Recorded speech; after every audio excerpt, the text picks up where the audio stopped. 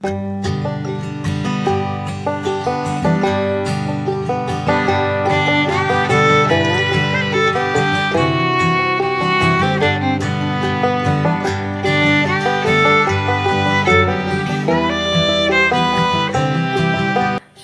স্বাগত পুবালির পাগলামিতে নিয়ে চলে এসেছি আজকে আরেকটা ব্লগ। আর হ্যাঁ, এখন আমি লং ব্লগ আবারও আনছি। 5 মিনিট হোক, 10 মিনিট হোক কি 20 মিনিট হোক, লং ব্লগ কিন্তু আবার আমার চ্যানেলে আসতে চলেছে। তো আশা করছি তোমাদের তো ভালোই লাগবে, আর চেষ্টা করব একটু হলেও যাতে তোমাদের ভালো লাগে, আর আমি লং ব্লগ যেন দিতে পারি। প্রত্যেক দিন শর্টস দেওয়ার অভ্যেসটা তো আমার হয়েই গেছে, এবার চেষ্টা করব আস্তে আস্তে লং ব্লগও যতটা তাড়াতাড়ি পারা যায় দেওয়ার। তো এখানে অনুভব আবার না কুল খুঁজতে গেছিলো, কিন্তু একটা কুলও নেই। তো এখানে আমরা দেখো এবার বাড়িতে ফিরে চলে আসছি, এখানে চলে এসেছি। আর ঘরের খুব দশা খারাপ। তোমরা যারা শর্টস দেখো বা আমার সঙ্গে মানে যুক্ত আছো, ফেসবুক মাধ্যম হোক বা যে কোনো মাধ্যমেই, তোমরা জানো বিগত কিছু দিনে জ্ঞানুরও শরীর ভালো ছিল না, আমারও ভালো ছিল না। ইনফ্যাক্ট এখনও আবার জ্ঞানুর শরীরটা একটু খারাপ। যাই হোক, তো ঘরদোরের অবস্থা ভীষণই খারাপ ছিল। আর ঘরদোরের অবস্থা যখন ভীষণ খারাপ থাকে না, তখন দেখবে আরও বেশি যেন মন মেজাজ খারাপ হয়ে যায়। তারপরে মনে হয় নেগেটিভিটি আরও বেড়ে চলেছে। তো এইগুলো দেখে আমার আরও অস্বস্তি হচ্ছে। তো যাই হোক, আজকে একটুখানি ভাবলাম এগুলো সব পরিষ্কার করি, ঝাড়ফুঁক নয় কিন্তু ঝাড়পোছ করি। ধুলো প্রচুর জমেছে।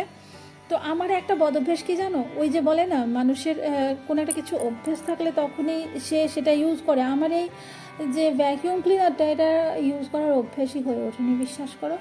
আমিও সেই মানে ঝাড়াঝাড়িতে লেগে যাই। তো যাই হোক, এখন অভ্যাসে পরিণত করছি এটাকে নিয়েও। সময় লাগে, তাই না?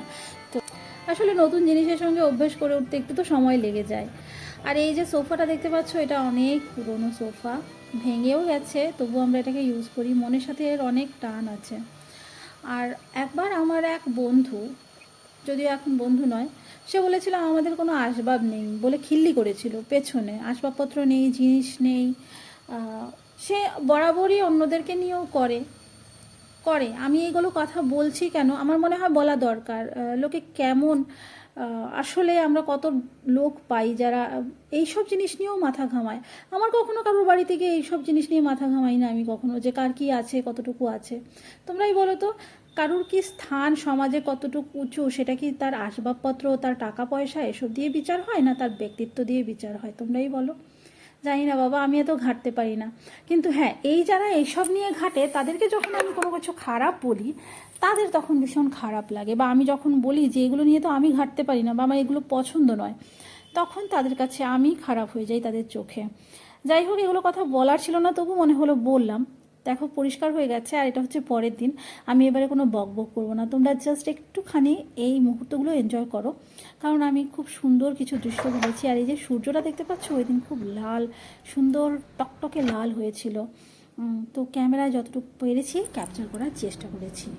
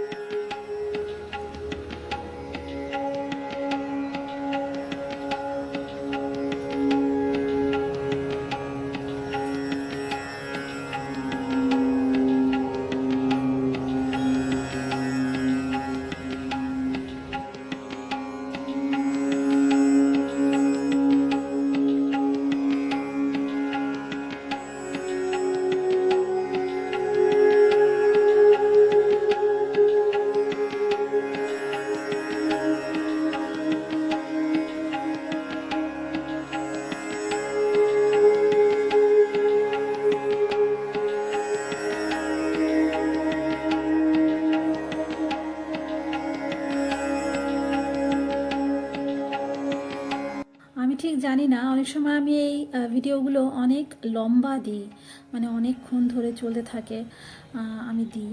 আমি জানি না তোমরা বোর ফিল করো কি না, হয়তো বা বোর ফিল করো, কারণ সবার তো সবটা পছন্দ হওয়ার কথা নয়, তবে আমরা আসলে কোনো ভালো জিনিস দেখতে বেশিক্ষণ হয়তো বা বোর ফিল করি। কিন্তু দেখো একবার ভেবে, আমরা তর্ক বিতর্ক বা কোনো নিন্দে, দেখবে সবাই সবাই নিন্দে যখন হয় সেখানে খুব ইন্টারেস্ট নিয়ে কিন্তু মানুষ বসে, সমালোচনা যখন হয়। আচ্ছা, আমার এই ভিডিওটাতে অনেক কিন্তু পাখির কিচিরমিচির ছিল, তোমরা শুনেছো?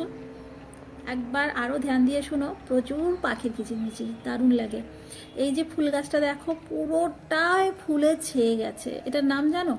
যদি না জানো তাহলে কমেন্টে জানিও, আর যদি জানো তাহলে কিন্তু কমেন্টে সেটাও লিখো। এই ফুলটা দারুণ লাগে। আমি আর জ্ঞানু মিলে গাছটা লাগিয়েছিলাম, তোমাদের মনে আছে কিনা কে জানে। গাছটা আগে থেকেই ছিল, তবে এই গাছটা আবার রিপোর্টিং করেছিলাম, এটাতে লাগিয়েছিলাম। দারুণ ফুল হয়েছে। আর এই যে সেই বুদ্ধ মূর্তিটা। আমার আজকের ভিডিও এইটুকুই ছিল, ভালো লাগলে অবশ্যই লাইক করো। আবার কালকে কিন্তু আরেকটা নতুন ভিডিওতে দেখা হবে। টাটা।